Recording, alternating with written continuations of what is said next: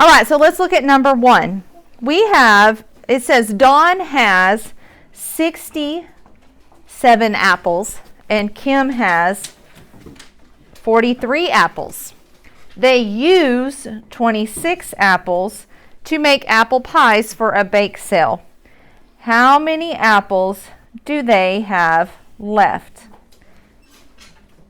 Okay, so Dawn has 67, Kim has 43. Out of those, they took 26 to use for pie. What is the first thing I need to do? Reagan? Add 67 to 43. I need to figure out how many total apples there are. So we're going to take 67 and we're going to add 43. Okay, that's 10. So they have a total of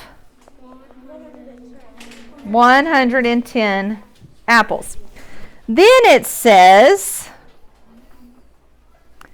they used 26 of those to make apple pies for a bake sale. We want to know how many do they have left. Left is a very important word. Mason, what does left tell me we're going to do? Subtract. We are going to subtract. Okay, so we're going to take 110 and subtract 26. Now, I'm going to tell you like I told the last class. Do not let subtraction mess you up. You need to regroup when it is necessary. Got it?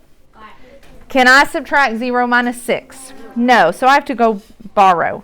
I borrow from the 1, that becomes a 0. This 0 becomes a 10. 10 minus 6 is 4. I can't do 0 minus 2, so I can borrow again. Add 10. 10 minus 2 is 8. So how many do they have left, Caden? 84. So we're going to say 84 left.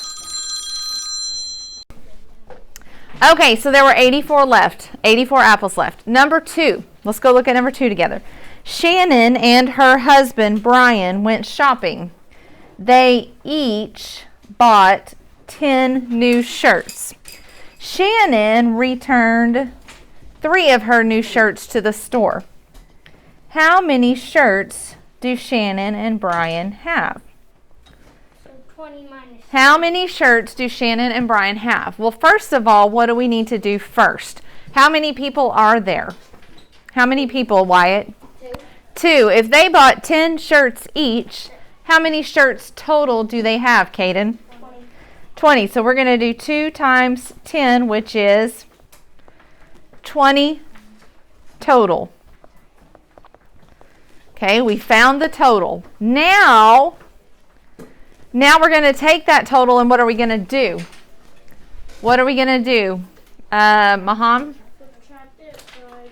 We're going to take 3 away. We're going to subtract 3. 20 minus 3, y'all should be able to do that in your head. That is 17. So how many shirts do they have now? 17. They have 17 shirts. Make sure you circle your answers. That way we know. Yes, sir. Do it quickly. Okay. Now we're going to skip down and we're going to go look at number 5. The reason we're going to look at number 5 is I don't want it to confuse you. I'm going to show you a little trick. This says Lauren has 500 pieces of paper. She wants to place them into 10 equal groups. How many pieces of paper will be in each group? So I have 500 pieces of paper and I'm going to put those into 10 equal groups. What operation am I going to do, Denton? Division. Now, you don't know how to divide a 3-digit by a 2-digit, but I'm going to show you a trick when we're dividing by 10. So I want you to write the problem like I have it up here. Now, we're going to take our basic fact. What is 5 divided by 1? What would 5 divided by 1 be, Dylan? 5. Now, remember, when we're multiplying by 10, we're adding a 0, right? When we divide by 10, we take away zeros. So let me show you what I mean. This 0 in the number 10 cancels out a 0 in the number 500. How many zeros do I have left? 1. Or you could look at it and say, okay, well, I canceled the zeros out. What is 50 divided by 1? 50. Okay? You're not going to see any of these on your test or anything like that, but I wanted to show you that. All right, let's flip it over. Let's go look at number 6. So Mike has 4 quarters, so I'm going to circle that whole thing. And he has 2 dimes for bus fare. The bus ride will take 25 minutes. If the bus ride costs 75 cents, how much money will he have left? Okay, now before we even start trying to figure out how to solve it, let's go write the amount. So 4 quarters is how much money? How much money is 4 quarters? Easton?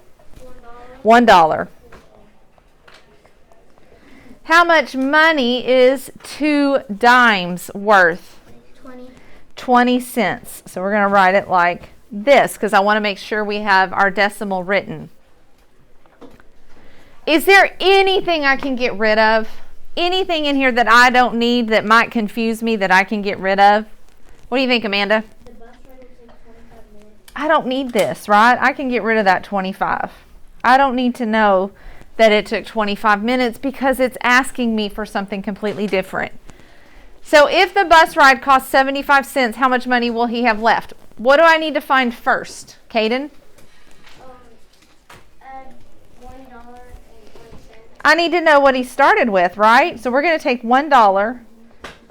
$1.20.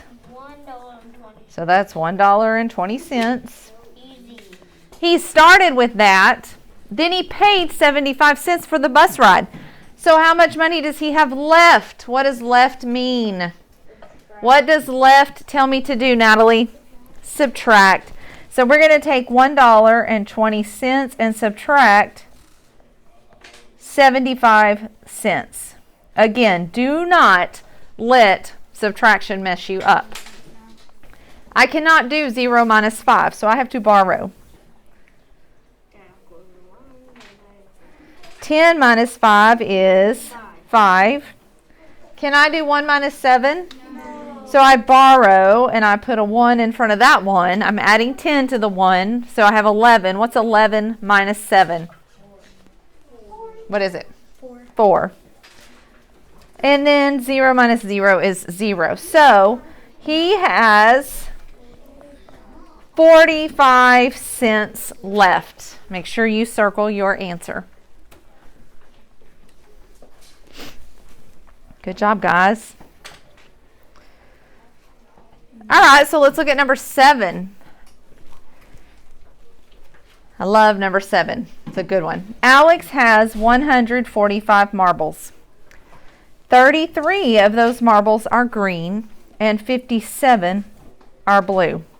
The rest of the marbles are red. How many red marbles does Alex have? Okay, so let's think about this. Do I have a total? No. Yes. What is the total? 145. I have 145 marbles. Now, it said green. How many green do I have? How many didn't? 33. I have how many blue? Easton? 57. And I'm trying to find how many red, correct? What do I do? What do I do first, Wyatt?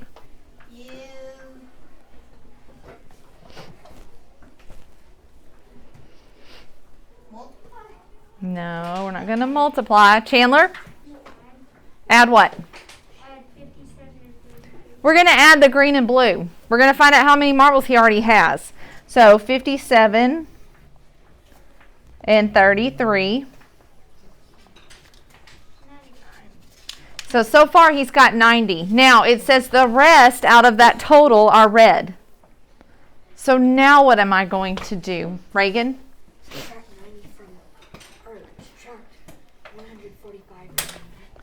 I'm going to take 145 and subtract 90, and that means the rest are going to be red. 5 minus 0 is 5.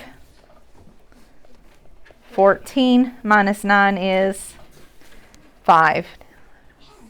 So we have 55 red marbles. Okay, guys, we're going to pause right there because it's time to line